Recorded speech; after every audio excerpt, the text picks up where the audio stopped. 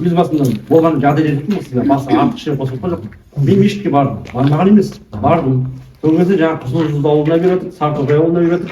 Сосын мен ұялдым, мүмкін сол кісілерге ғана шығар, өйткені мешітте де айтты солай, бұл ауылдан кейін кісілерге ғана деп мешітте. Жарайды дедім.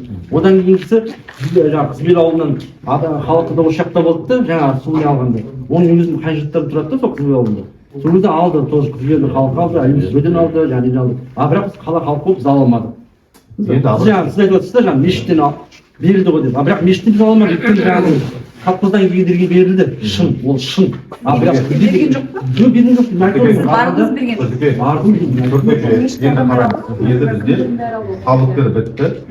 Халыққа біткеннен кейін әр сәрсенбіде Әмірхан Біркенұлының қабылдауы болады. Тыңдаңыз, мен айтып отырмын. Әмірхан Біркенұлы не? Раушан Нұрланқызы қоса кіреді. Жаңағы жағдайы осындай. Мен келгенде халықтарда ала алмай қалдым, өйтпей қалдым, мен де ала алмай қалдым, осындай деген адамдардың ешқайсысы келіп не істесін, мынау сөз келеді. Жоқ, Тұрсын, айтқан сөзінен сіз де штабта болдыңыз ғой, волонтерлер. Бізге мындай келді деп әңгіме болды ма? Мысалы, біз енді Серік Төлепбаев Фейсбукта мәселе көтергеннен кейін ғана акимат жауап берді. Ал онда тым-тырыс болды. Неге тым-тырыс, неге ақпарат бермедіңіздер? Неге осынша зат бар? Неге біз штабтағы еріктілерге, бізге ол штабқа неге келмеді бұл тауар? Біз неге халыққа үлестірмедік осындай азаматтарға? Неге ол үндемей бір жерде жинастырылды? Соны түсіндіріңізші, логика в чем? Логика келмейді сол. Берде секрет ештеңе жоқ. Берде келген кезінде, ең бірінші келген кезде мына гуманитарлық помощь деді. Оны біз қай жақтан келіп жатыр, қалай келіп жатыр? Ең жаңағы сөздің тағы да бар. Бізге үлкен сұрақ керек, көбеден су ақпайтын. Сосын мына кетіп кооперативге үйінің аяғына дейін біз бітіріп береміз.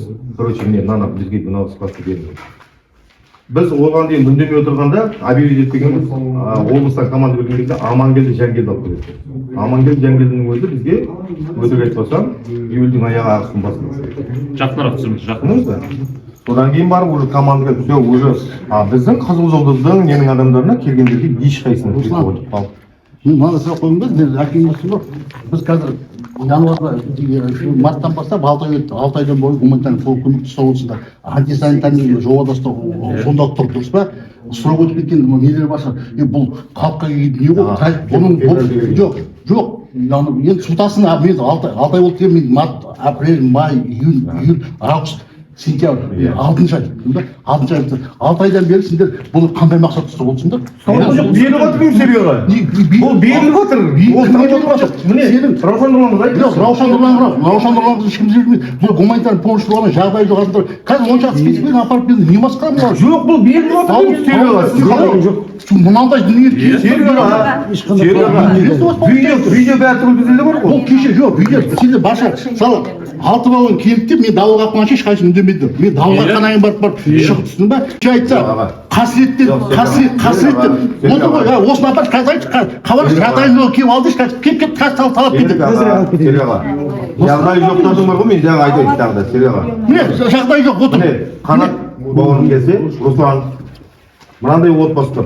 Мәскеуде. Сереганың білет, мынандай отбасы тұр. Сондықтан да онда ешкім жоқ, міне, қараңыз, біз волонтер болдық Тарататында. Біздің өзінің штабқа хабарлаған жоқ бұл туралы. Түсінесіздер бе? Тарататын адамға информация келмесе, халық қайдан біледі? Оны анау басқа кісілерге қойып, маған сізге барып менің міндетім сұрақ. Түсіндіңіз бе? Әкімнен сұрау керек. Жоқ, менің міндетім. Әкім жауап бермейді ғой. Әкім саған жауап бере алмады ғой. Сіз мына жерде не үшін тұрсыз? Сіз осыны басқарасыз ба? Мен күттім, менде қазір. Оған байланысты арыз жазу керек, бәріміз. Тамақ жоқ деген кісілер, менің кісілердің бәрі. Осы азаматтар жауап берсін. Қазір әлеуметтік кімде жағдай жоқ, сізге барып алсын. Пожалуйста, қандай тамақ бар? Только действительно жағдай жоқ. Жоқ, енді қарсы жағдай жоқ, сол тұра бере алмау. Бұл сізде мынау қазір Салқында келе жатыр. Халыққа келеді. Бұл гос матризев емес. Тем более антисанитарный жерде тұрсың ба? Қазір маған шығып кетпейді. Сестрина енді получается біз осында келдік, осында береміз. Ол енді список дайындап. Жоқ, мен Серега. Мен пожилых проживающих. Ал цементтер қайда келген? Оны айтайын аға, ол не үшін? Мына кісі әкім жиналысында көтерді. біздің Арайлы Арқалық YouTube каналын Антикор мониторить етеді екен. Соны облыстық басшысы айтты, біз сіздің каналынан көрдік, біз басып алдық. Міне осыдан кейін сізге хабарласты, иә? Ай, оған дейін бізді шақыру, жариялау деген план жоқ. Кім? Сендер қазір, сендер блогерсің, дұрыс па? Мен жасым келіп видео түсіруге мен. Қазір мына мәселенің бәрін бекітіп келсін. Қандай санитар жатсың, көрдің бе? Бұл өлшеу Өзбекстанда. Папа, андағының осы жетіп келген. Жоқ, мен қарасам, Жоқ, енді жыртылып келсе де беру керек қой енді осыны. Тарату керек қой. Таратып отыр ғой, таратылмайды ғана Осымызда мен жаңа сізге нақты айтайыншы, мына осы қаланың тұрғынымын ғой. Жаңа Западный елді мекенінің тұрғыны болғаннан кейін, мысалы сіздерде былай болмай ма? Мысалы Западный елді мекеннің бас маманы бар ғой, специалист. Сол кісілерге мысалға әр микрорайонның, дұрыс айтасың. әр жаңа елді мекеннің мамандармен жұмыс жасаңыздаршы, былай тығыз бір жасаңыздаршы. Кімдер бар? Иә, бас мамандар не үшін отыр? Құр жаңа мусорды тазалау үшін ғана емес. Енді ол біледі ғой мысалы, кім жаңа кім қай андағы жұмыс сіз айтпақта істеліп жатыр. Күнделікті бас мамандарыңызға айтылмайды емес, күнде айтылып отыр ғой. Кәдімгі бар ғой, Руслан, қараш, мен көшіп кеткен мен тұрмын ғой. өзінің қолына кімбесе қазір мен буквально айтып едім қазір.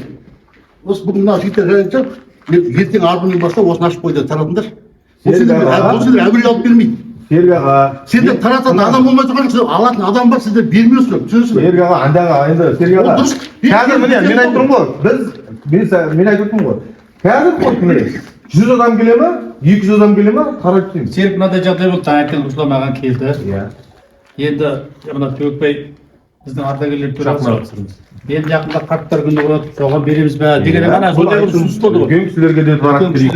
Соған береміз бе деген ұсынысымыз бар деді. Жоқ, қалай бересің? Тышқаны шашып кетсе, ертең біреу ауырып жатса, антисанитар жағдай тұр, мойындайсың ба, дұрыс па? Қазір сен шақыртайын осы антисанитар тұрған мойындайды, дұрыс па? Серік аға, енді қараңыз.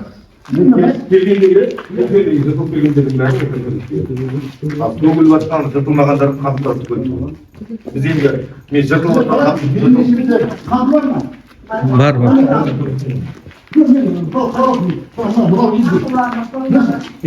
Тауықтыны біз аяқтадық, дұрыс па? Біз тауықты аяқтағанымыз сол тауықты. Керемет деген бұл не жоқ, министр жібермеді, бұл атал. Мәселе сонда. сіз өзіңіз елмеңіз таратылды ғой. Соны қой, қаншама адам сұрап, мешітке қаншама адам қалды. Серік аға. Мешіт бітті деді, дұрыс па? Бір сұрақ қой, сентябрь айы неге мынау жатырмыз? 6 ай почти жатыр, сол бір сұраққа жауап беріңізші, болды, маған бір сұрақ қылды болады. Талғат, тағы да. Алатын адам жоқ. Үлестіріліп Мен тұрмын ғой жаныңызда алатын адам. Неге айтпайсыздар? Жоқ, шын ғой. Мен аса мұқтаж адаммын, рас қой. Қаншама рет әкімшілікте кездестік сізбен. Сіздермен де қаншама рет сотта көрістік. Осыған байланысты біз мәселе Серік аға көтерді. 5 вагонға, Аймұрат аға көтерді. 5 вагонға байланысты. Біз мұқтаж адамбыз ғой. Цемент жағына неге көмектеспеді? Қайда бәрі? Қайда жібердіңіздер? Міне көріп тұрсың ғой. Бір берген жоқсыңдар ғой, шыны керек, айтқанда жоқсыңдар, рас қой. Ойбай, қойыңызшы. Мен бүгін ғана естіп, антар болғаным шын. мынау кісінің видеосы. Жоқ, Раушан апай.